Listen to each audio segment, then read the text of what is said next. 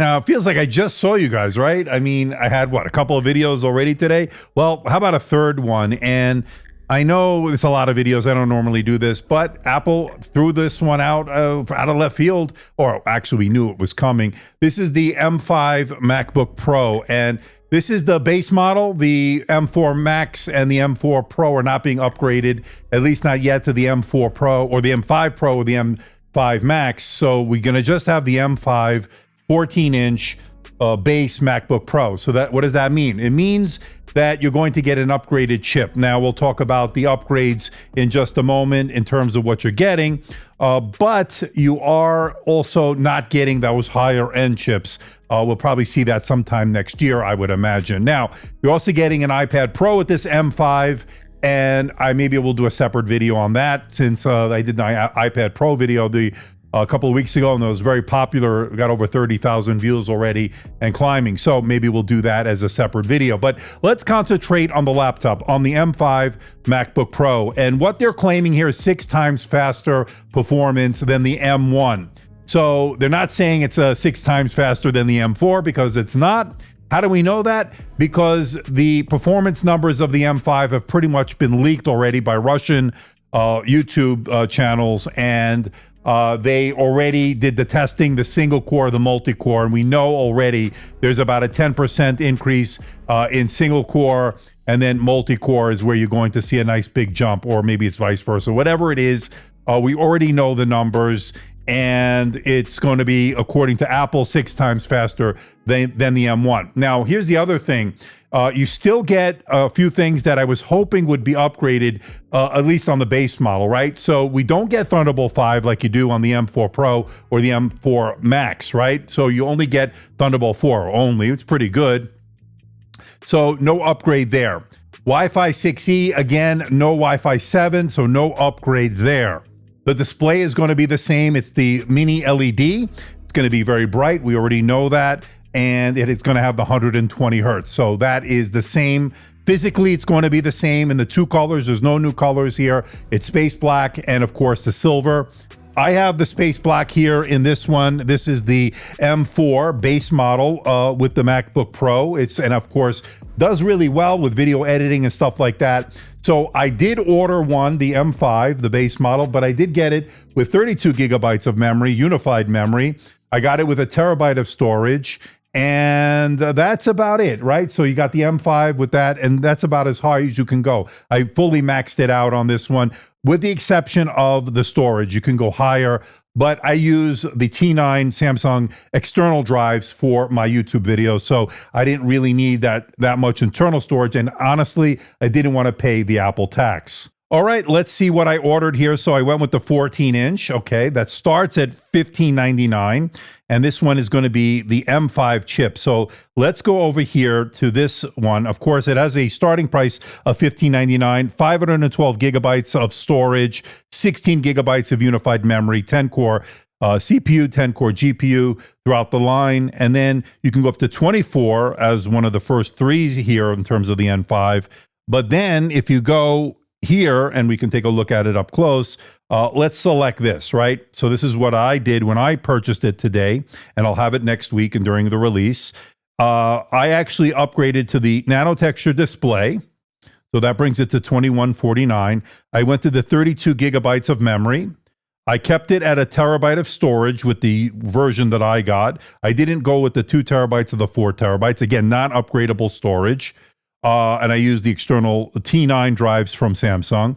I actually went with the 96 watt USB-C adapter. Probably didn't need to do that, but I did it for, shits and giggles. And then I didn't get any of the pre-installed stuff, and that's it. So I paid $23.69. Now, here's the thing. Apple will give you credit or trade-ins for your older devices. So I actually use this as a trade-in because I'm potentially going to keep it, the M5, to do video editing and stuff like that. This is the M4 base model, and they're giving me like $960 or something like that. And that's pretty good because I think I paid like $1,200, $1,300 for it on sale at one point, but maybe I paid more. But to get $900, almost $1,000 back for it, I think is pretty good. So that really help towards the price. So I'm paying like $1,300 or something. And with Apple Pay, no interest, so it's a no-brainer as far as I'm concerned. And if you use the Apple Pay payments, you don't have to, they take that right off the top, right? You don't have to worry about the trade-in. You just trade it in. They've already given you the credit, and hopefully it meets the specs and the standards when you do trade it in. That being said, I do have, I think, 14 days to decide if I'm going to keep it. If not, then I won't send in the M4 version, this one, right? But what I'm hoping to see out of this is good Final Cut Pro performance, good DaVinci Resolve performance, enough of an increase from the M4 to the M5 to warrant to the upgrade. And the reason I say that is because I recently took this one on a trip to Arizona, ironically, to the Intel event, the Intel Tech Tour, and this one did really well. In fact, I was so surprised how this did in terms of video editing in Final Cut Pro that it wasn't that much slower, believe it or not, than my M4 Max version that I have, the 16-inch that I felt was too heavy, so I brought this one, and this one actually did really, really well. And maybe you waited a couple of more minutes, and to me, that's fine. For the difference in price, I definitely would take that any day of the week.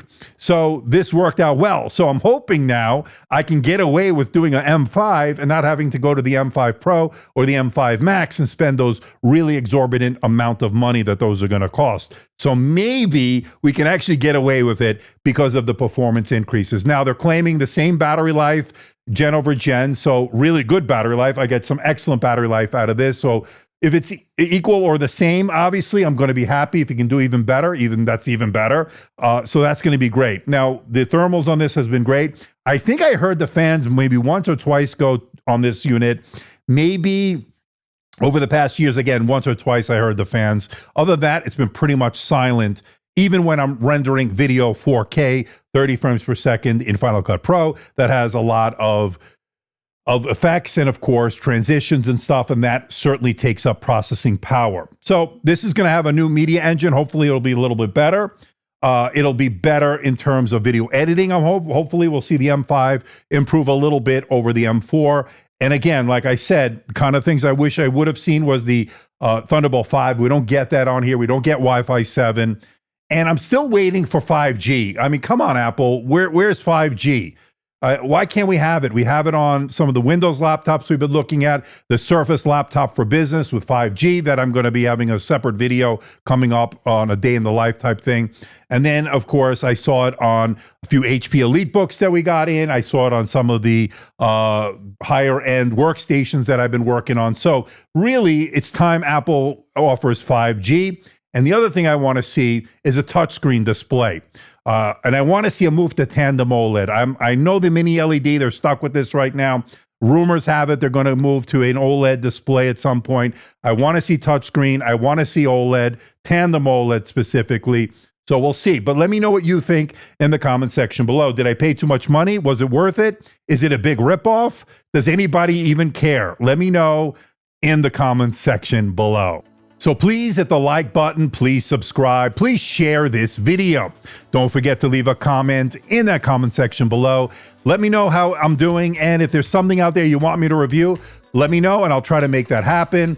If you are a casual viewer of my content, why not consider subscribing? We're making our big push to 300,000 subscribers by the end of the year. We're almost there.